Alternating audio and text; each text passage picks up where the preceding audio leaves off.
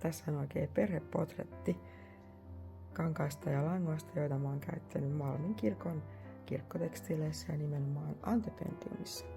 Tässä on luonnos, jota mä oon seurannut, työpiirustus ja tää pohjakangas on suomalaisen lampaan villasta kudottua villakangasta.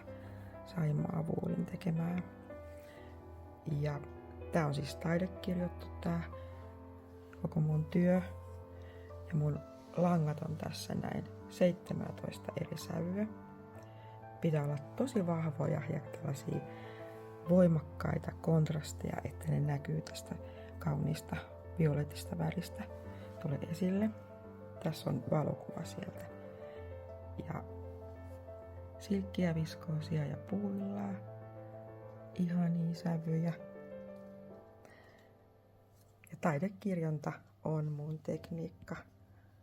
Käykää katsomassa Malmin kirkossa.